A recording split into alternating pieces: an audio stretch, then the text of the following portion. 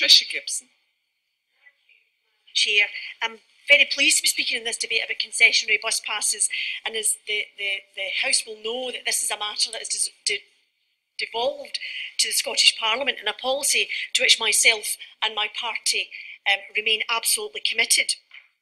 Of course, as we've heard, the point of free bus passes for our senior citizens is to not just to enable them, but to actively encourage them to go out and about, to socialise, which we know will improve their health, their well-being, their mental and physical lives. It's worth remembering that society encouraging good physical health in senior citizens is, even in purely monetary terms, a very sensible thing to do, as well, of course, as an ethical thing to do, since the older you are, the more likely you are to develop problems with your physical health. It doesn't help our senior citizens, and it doesn't help our society for our older people to be trapped at home, whether that is for reasons of poverty or a lack of social contacts. We want them to live productive lives, travelling about the country, volunteering, spending time with grandchildren and building up social networks. That will keep our communities vibrant and our older people healthier for much longer.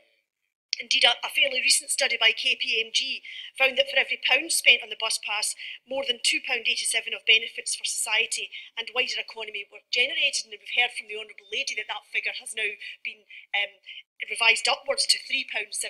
So this is all good news.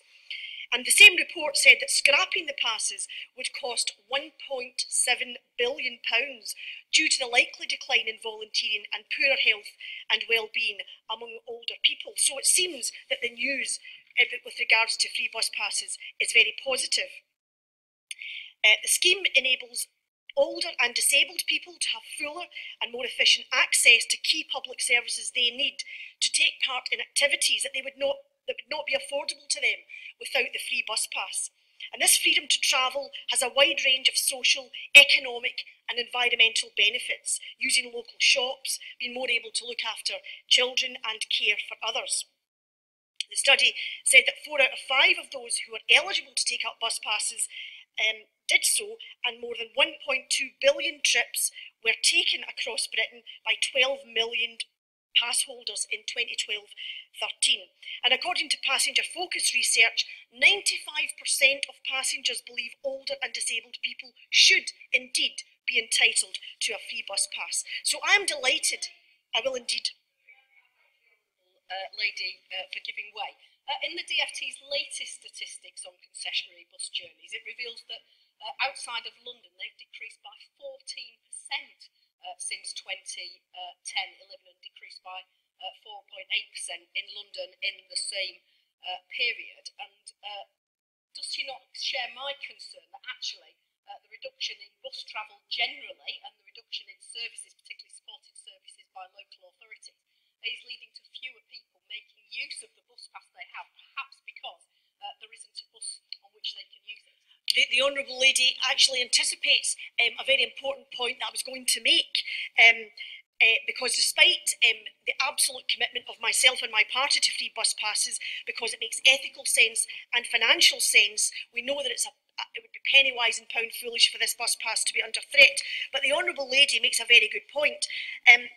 In Scotland, Transport Scotland provides an annual subsidy of around, give or take, £70 million to the bus industry, the aim of which is to keep fares at affordable levels and enable bus operators to run services that might not otherwise be commercially viable. But I have to say, Madam Chair, as a bus user myself, as somebody who relies on public transport myself, and listening to what my constituents in North Ayrshire and Arran are telling me, and which I see for myself every day, I am concerned about cuts to bus services across North Ayrshire, and has persuaded me that we need to look seriously at bus re-regulation, because in my constituency the cuts to bus services have been nothing less than savage, and there is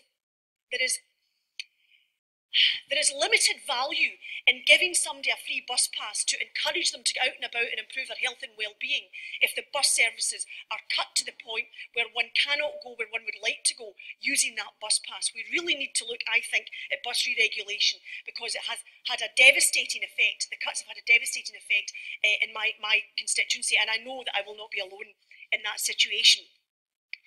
But But politics is always about choices. The principle of the free bus pass is a prize that we need to hang on to. Whatever else happens, that is something that we really need to value and not forget that the benefits that it brings to us, our older people and wider society. Politics is about choices, and we in the SNP will continue to support the principle of free buses passes for pensioners, but like the Honourable Lady, I am concerned about the overall cuts to bus services in our communities.